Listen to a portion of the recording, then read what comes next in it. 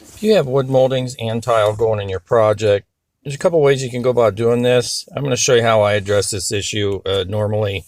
Um, I got my baseboard going on the bottom edge and shoe, and then tile halfway up the wall. And tile's going to go up and around the shower. What happens is if you put your baseboard on first and then lay your tile, depending on the thickness of your baseboard and your tile, 9 times out of 10, your tile is going to stick out past the front edge of your molding there. So when you go to grout or caulk or whatever, it just looks kind of hokey. It doesn't look professional. So you could theoretically put the tile on first and then glue or silicone the baseboard to the tile, but that's also kind of hokey if you ever had to pull it off and replace it for whatever reason. So what I'm going to do is build out the back of that baseboard. Start by ripping some 1/4-inch underlayment to the height of my baseboard. And it's roughly the thickness of the tile itself. And I'm going to build out the back of that baseboard. So you can see once you build that out and I stick my tile up here, it's pretty much flush with the back of the baseboard. It's going to come out just a hair more because of the glue, but that's okay. What I'm doing is putting some silicone on the back of my build out little strip there. That's just going to kind of hold it between the studs so it doesn't, want to let loose bow on me or whatever.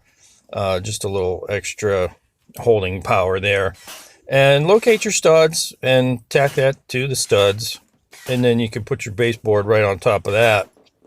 I don't glue the baseboard to the wood. Like I said, if it ever has to come off down the road, you can get it off. I do silicone up next to the tub though. A lot of times that's where water likes to get in. So I'm going to try to make sure I seal that up real good. Squish the baseboard into that silicone, and then nail it off to the studs.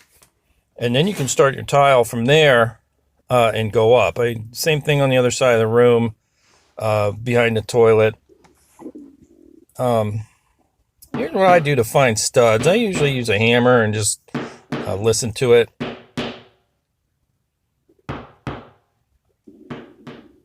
You can kind of hear the hollow spot, or you can take a screw and double check and make sure you hit a stud. And then normally most places are 16 on center. You can measure off that first stud and check the next one, and just to make sure your studs are where they're supposed to be. So same type of program here on the other side. Just going to put some silicone on the back of my build out strip here and squish it onto the wall, and then put some brads in there to hold it to the wall until I get my baseboard on.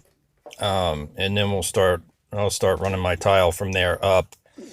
Same thing again up next to the tub. Like I said, that corner there's the corner that usually gets wet with water coming out of the tub in the shower. I put an extra little squirt on the side of my baseboard. This is that pre-finished fiberboard baseboard. Not a huge fan. Water gets in there, it's going to swell up like a sore thumb. So just squish that in there real good. Nail it off, and then you can work your tile from there up. And then if it ever has to come off, you're not, it's not going to be a huge major fiasco to get that baseboard off. If you ever had to down the road, if you wanted to remodel the bathroom. Here my grout's still drying, but you can see I could have built that out a little more, but I wanted the baseboard to be flush with that molding there next to it. So yeah, it looks a little more professional. So I'm going to take the shoe molding and do the same thing with it. This kind of matches the floor. It's that fiberboard stuff. So I'm going to put a little sealer on the end of that as well, to seal up real close to the tub there. And then you can nail that off to your studs, your baseboard, kind of thing. So, and then after that, when I'm done, I'll take silicone clear small bead down the baseboard, over the shoe, and across the front of the tub on this flooring.